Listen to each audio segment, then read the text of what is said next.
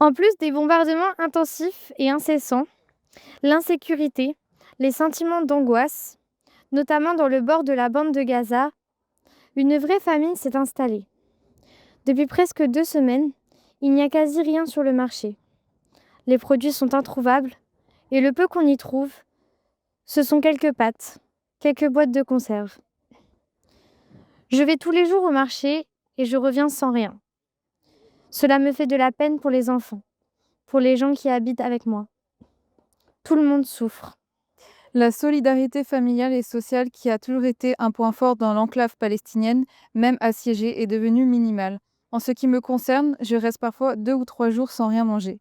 Je préfère donner un morceau de pain pour mes enfants au lieu de manger. On est arrivé à une situation catastrophique. Seuls 2 ou 3 camions de ravitaillement passent par jour, destinés aux organisations internationales, organisations qui mettent leur contenu dans leurs dépôts. Il n'y a pas assez pour distribuer à tout le monde.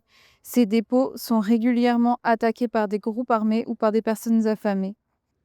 Les cartons contenant des sacs de farine et de la nourriture sont jetés hors des camions. Et quand la population affamée s'approche pour récupérer quelques sacs ou quelques boîtes de conserve, l'occupation lui tire dessus. Il y a des commerçants malhonnêtes qui récupèrent l'aide puis la revendent beaucoup plus cher à Gazaville. Par exemple, pour 1 kilo de sucre, il faut compter 130 euros. 1 kilo de riz, 80 euros. Impensable. Et pourtant, moi, je suis privilégiée parce que j'ai des amis, j'ai des réseaux. Je parle avec une dizaine de personnes par jour sur Internet. Je suis active dans la société civile. J'essaye de soulager la douleur des enfants, leur peine d'être privés de tout en organisant des activités, en distribuant des jeux. Mais à l'intérieur de moi-même, trop. C'est trop. Je souffre au quotidien. Je suis malade. Je n'arrive pas à me soigner. Il n'y a pas d'hôpitaux, il n'y a pas de médicaments, il n'y a pas de laboratoire. Donc la situation est terrible. Je ne sais pas quoi faire. Le sentiment d'impuissance est horrible.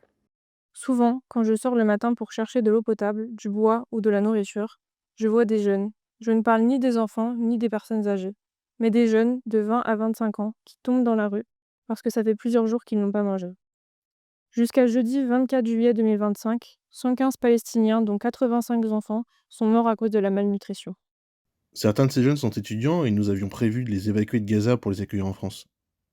En tant qu'étudiants, nous sommes profondément préoccupés par la décision du ministre français des Affaires étrangères, Jean-Noël Barrot, de suspendre les évacuations de Gaza vers la France à cause des propos tenus par une seule étudiante sur les réseaux sociaux. Nous condamnons l'antisémitisme tout comme toute autre forme de racisme, mais il nous semble injuste que les conséquences des propos d'une seule étudiante retombent sur l'ensemble des Palestiniens qui ne cherchent qu'à fuir une situation dramatique et qui, pour les étudiants, cherchent comme nous à étudier. On souhaite que l'accueil des étudiants palestiniens de Gaza reprenne immédiatement en France.